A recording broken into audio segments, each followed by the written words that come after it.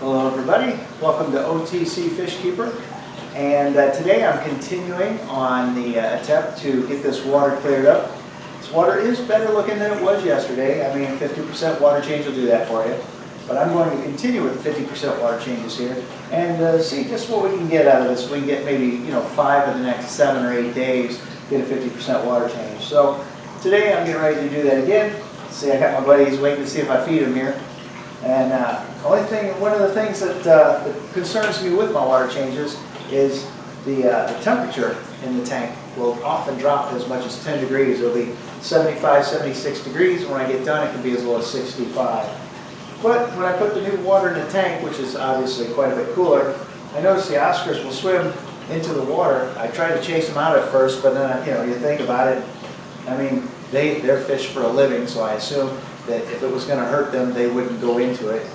I noticed that the Jack Dempsey, he likes the Jack Dempseys, both of them, they kind of like to swim around the heater after I do the water changes. Hang out there for a little bit while it reheats the tank, which it does in completely in about 12 to 14 hours. It takes a while to heat half a tank of water.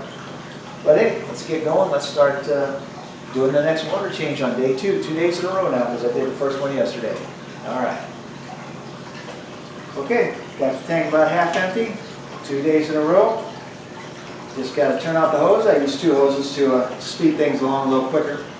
Just got to turn off the hoses here and then fill it back up. See how it looks after 2 days in a row, 50% water changes. Okay, and that's day 2 of the 50% water change on the 265 gallon here. Water does look a little better. Got a little colder today, 64. It's already coming back up, but I don't like it going down that fast. That's why I try to avoid those big water changes, at least this time of year. But at any rate, I'll give you a close-up here and we can see the progress thus far. Okay, and you can see it's a little better.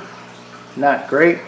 Still has a very bluish, milky kind of a tint to it. To me, it looks more milky. On the camera here, it looks more bluish. Still, well, you can see the jacks in the back of the tank now, whereas before you couldn't have seen them.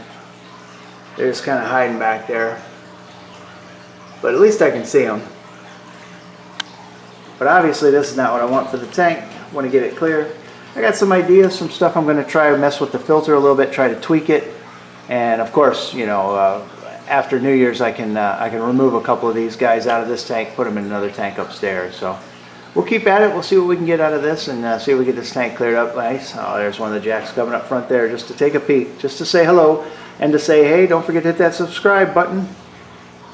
Okay, now we're going to do day 3 out of 5. I've skipped the last 2 days because the holidays were crazy at work.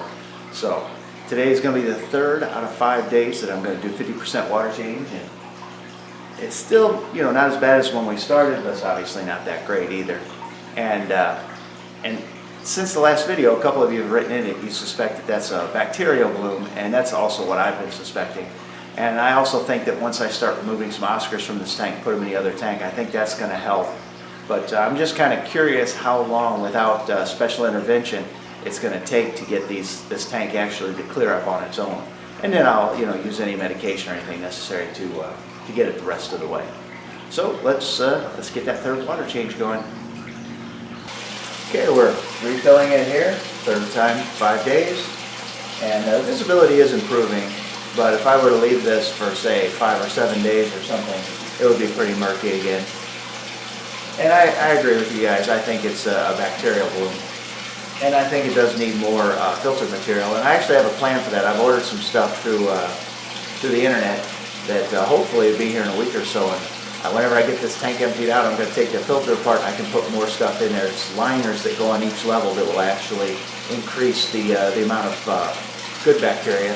Because any surface you give them to live on, you can get more of them the more surface you have. I mean, they live on everything technically. They live on the rocks, they live on the glass, but mostly they live on the material you put inside the filter for them specifically to live on. So hopefully we get this all cleaned up, because I do have some plans for this tank. Going to put a silver dollar school in there, maybe a tinfoil barb school, and raise up some other cichlids. I'm looking for some severums, and I want to try to get a hold of something I found called a starry night cichlid. Comes from Madagascar, real pretty fish, solid black fish with little sparkles on it, very pretty fish. Gets up to 12 inches. pretty decent disposition from what I hear. I'm looking forward to finding that one too. So get this filled up, and 2 more to go in the next couple of days. Okay, tank's all filled up again. Definitely a little clearer looking, but not where I want it to be. Fish are still a little bit concerned, but yeah, this guy's always ready to eat. Pumpkin's hiding back there, and you can actually see the Jack Dempsey's in the back, but you can't see them well. But you know, it's getting better, and I think, you know, obviously once the fish are out, it'll clear up. But that's day 3. Okay, and for this final day, day 8 of this video, not the final day of changing water, I decided to go for a 75% water change instead of a 50 to really accentuate the last day. So we got 75% down now. I just got to fill it back up and see how it looks. I've noticed when I do these water changes in the wintertime, when the water coming in is cold, the Jack Dempseys like to hang out right on the water heater, often laying it against them. Whereas the Oscars like to just swim around, and in fact most of the time they try to swim directly into that cold incoming water, which I don't like because I want a more gradual water change. Yeah, now the big one's hanging out also right next to the water heater. It's crazy. Definitely 2 tropical species, but 2 different attitudes towards temperature. Yeah, the Jacks will do that for the next hour or so while the water starts to heat back up. Interesting note, that's all. Okay, well, did a 70% water change now. Still pretty cloudy. And it's actually gotten cold enough this time the Oscars have slowed down a little bit. They're just kind of laying low, waiting for the temperature to go back up. I'm not a fan of this particular thing. That's why I usually don't do such big water changes in the wintertime, because, you know, I don't want the Oscars to react adversely. And the Jack Dempseys, they hang pretty tight on that heater whenever it drops down. That's even for the 50%. The 50% the Oscars kind of ignore. This time the temperature got down to 62.2, and it was 75 when I started. So you see, it's a pretty dramatic change over the course of about an hour. And that's not something I like to do very often. But pretty soon we'll have these guys upstairs. Hopefully this week I get a little time, I can squeeze that in there. And until then, you guys keep having fun, and see if I can clean this tank up when there's no fish involved. Get the fish out, I think the tank will clean up. And I got some big plans for this tank. I'll tell you about it later. Hit that subscribe button so you can see what we're going to do. And then also be sure to hit that notification button, the bell down there, so that you get notified whenever I put out new videos. So, see you guys next time. Enjoy.